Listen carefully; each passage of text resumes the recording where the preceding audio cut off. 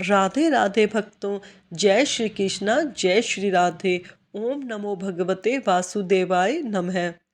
प्रिय भक्तगणों, पद्म पुराण के अनुसार मन चाहे फल की प्राप्ति के लिए भगवान बृहस्पति देव विष्णु जी की पूजा करके बृहस्पतिवार की कथा का श्रवण करना चाहिए। बृहस्पतिवार का व्रत करने और कथा का श्रवण करने से स्त्री और पुरुष सभी की मनोकामनाएं पूर्ण होती हैं। धार्मिक मान्यताओं के अनुसार स्त्रियों के लिए यह व्रत अति आवश्यक होता है। इस व्रत से धन की प्राप्ति होती है, संतान की इच्छा रखने वाले को पुत्र की प्राप्ति होती है, परिवार में सुख और शांति बनी रहती है, सभी प्रेम पूर्वक आनंद से रहते हैं। सुख समृद्धि की कामना रखने वाले भक्तगण इस वीडियो को एक लाइक करके कमेंट में जय श्री हरि विष्णु लिखें। आपके भगवान सभी मनोकामनाओं को पूर्ण करेंगे।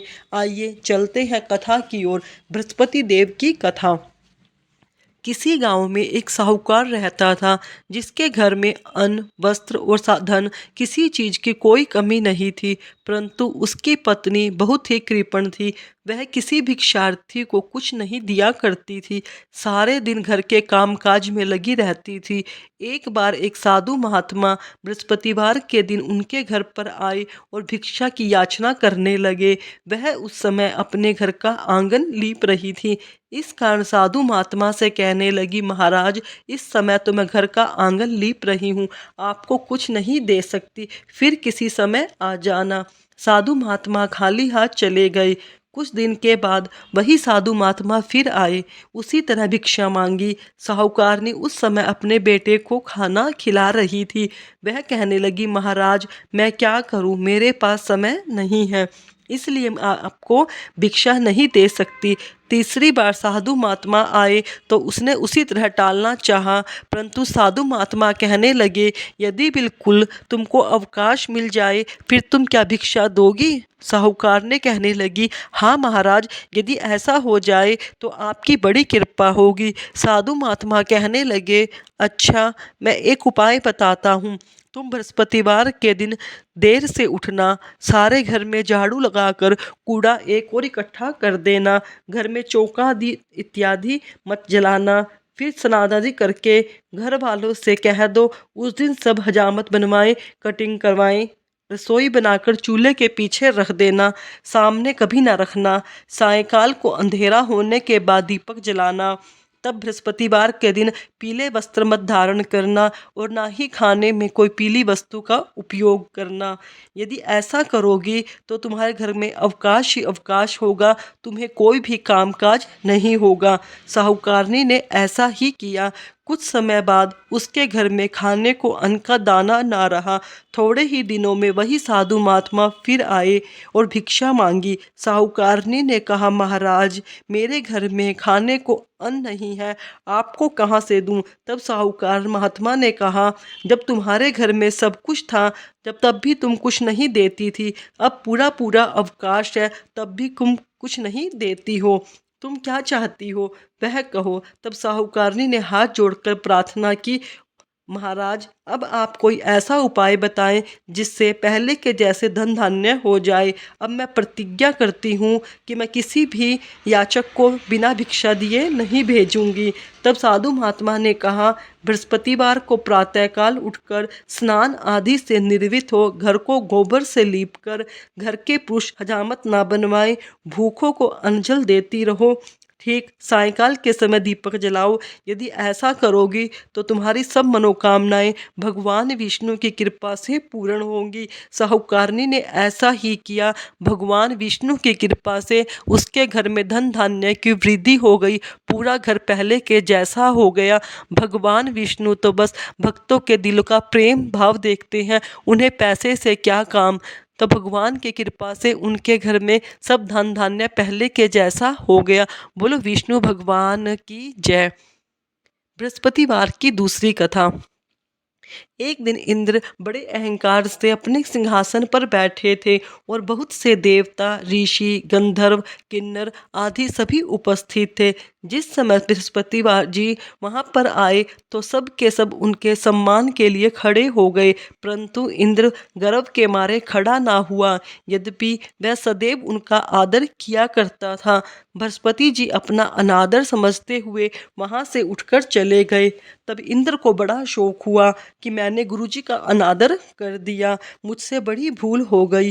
गुरुजी के आशीर्वाद से ही मुझे यह सब वैभव प्राप्त है, उनके क्रोध से सब नष्ट हो जाएगा, इसलिए उनके पास जाकर मुझे क्षमा याचना करनी चाहिए। ऐसा विचार कर इंद्र उनके स्थान पर गए। जब बृहस्पति जी ने अपने योग बल से यह जान लिया कि इंद्र क्षमा मांगने के लिए यहाँ पर आ रहा है, तब क्रोधवश उससे भेंट करना उचित न समझकर अंतर्ध्यान हो गए। जब इंद्र ने बृहस्पति जी को न देखा तब निराश होकर लौट आए। जब दैत्यों के राजा विश्ववर्मा को यह समाचार विदित हुआ तो उसने अपने गुरु शुक्राचार्य की आज्ञा से इंद्रपुरी को चारों तरफ से घेर लिया। गुरु की कृपा न होने के कारण देवता हारने लगे, वे मार खाकर गिरने लगे। तब उन्होंने ब्रह्मा जी को विनय पूर्वक सब वृत्तांत सुनाया और कहा, महाराज दैत्यों से किसी प्रकार बचाइए। तब ब्रह्मा जी कहने लगे, तुमने बड़ा अपराध किया है जो गुरुदेव को क्रोधित कर दिया। अब तुम्हारा कल्याण इसी में हो सकता है कि त्वष्टा ब्राह्मण का पुत्र विश्वरूप बड़ा तपस्वी और ज्ञानी है, उसे अपना पुरोहित बनाओ तो तुम्हारा कल्याण हो सकता है। यह सुनते ही इंद्र त्वष्टा के पास गए और बड़े विनीत भाव से त्वष्टा से कहने लगे, आप हमारे पुरोहित बन जाइए जिससे हमारा कल्याण हो। तब त्वष्टा ने उत्तर दिया, पुरोहित बनने से तपोबल घट जाता है, परंतु तुम बहुत विनीत कर रहे हो, इसलिए मैं विश्वरूप पुत्र पुरोहित बनकर तुम्हारी रक्षा करूंगा। विश्वरूप ने पिता की आज्ञा से पुरोहित बनकर ऐसा यत्न किया कि हरि इच्छा से इंद्र विश्ववर्मा को युद्ध में जीतकर अपने इंद्रासन पर बैठ गया। विश्वरूप के 3 मुख थे, एक मुख से वह सोमलती रस्सा कर निकालकर पीते थे, दूसरे मुख से वह मदिरा पीते और तीसरे मुख से अन्न आदि भोजन ग्रहण करते थे। इंद्र ने कुछ दिनों के बाद कहा, मैं आपकी कृपा से यज्ञ करना चाहता हूँ। जब विश्वरूप की आज्ञा अनुसार यज्ञ प्रारंभ हो गया तब एक दैत्य ने विश्वरूप से कहा, तुम्हारी माता दैत्य की कन्या है, इस कारण हमारे कल्याण के निमित्त एक आहुति दैत्यों के नाम पर भी दिया करो तो अति उत्तम बात है। विश्वरूप उस दैत्य का कहा मानकर आहुति देते समय दैत्य का नाम धीरे से लेने लगा। इसी कारण यज्ञ करने से देवताओं का तेज नहीं बढ़ा। इंद्र ने यह वृत्तांत जानने की क्रोधित होकर विश्वरूप के 3 सिर काट डाले। मद्यपान करने वाले से भंवरा, सोमपल्ली पीने वाले से कबूतर और अन्न खाने वाले मुख से तीतर बन गया। विश्वरूप के मरते ही इंद्र का स्वरूप ब्रह्महत्या के प्रभाव से बदल गया। देवताओं के 1 वर्ष पश्चाताप करने पर भी ब्रह्महत्या का वह पाप न छूटा तो सब देवताओं ने प्रार्थना करने पर ब्रह्मा जी बृहस्पति जी सहित वहां पर आए। उस ब्रह्महत्या के 4 भाग किए, उसमें से 1 भाग पृथ्वी को दिया। इसी कारण कहीं धरती ऊंची नीची और बीज बोने लायक भी नहीं होती। साथ ही ब्रह्मा जी ने यह वरदान दिया, जहाँ पृथ्वी में गड्ढा होगा कुछ समय पाकर वह स्वयं भर जाएगा। दूसरे वृक्षों को दिया जिससे उनसे गोंद भरकर बहता है, इस कारण गूगल के अतिरिक्त सब गोंद अशुद्ध समझे जाते हैं। वृक्षों को यह भी वरदान दिया कि ऊपर से सूख जाने पर वह जड़ से फिर फूट जाएगा। तीसरा भाग स्त्रियों से दिया, इसी कारण स्त्रियां हर महीने रजस्वला होकर पहले दिन चंडालनी, दूसरे दिन भ्रमघातनी, तीसरे दिन धोबिन के समान रहकर चौथे दिन शुद्ध होती हैं और संतान प्राप्ति का उनको वरदान दिया।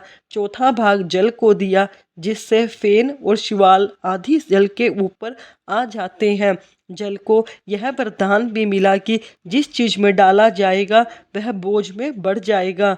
इस प्रकार इंद्र को ब्रह्म हत्या पाप से मुक्त किया। जो मनुष्य इस कथा को पढ़ता है या सुनता है उसके सब पाप बृहस्पति जी महाराज की कृपा से नष्ट हो जाते हैं। बृहस्पति देव तो अपने भक्तों पर हमेशा दया ही करते हैं, इसलिए हमें बृहस्पतिवार के दिन कथा को अवश्य श्रवण करना चाहिए। हमने अगर व्रत रखा है तो कथा अवश्य श्रवण करेंगे। अगर हमें व्रत ना भी रखा हो तो भगवान विष्णु की कृपा पाने के लिए हमें बृहस्पतिवार के दिन बृहस्पति देव जी की कथा का श्रवण करना चाहिए। भक्तों, ये मैंने आज आपको बृहस्पति देव की कथा सुनाई। अगर आपको मेरी सुनाई गई कथा अच्छी लगी हो तो मेरे चैनल को सब्सक्राइब करो, वीडियो को लाइक करो, कमेंट में राधे राधे अवश्य लिखो। धन्यवाद भक्तों।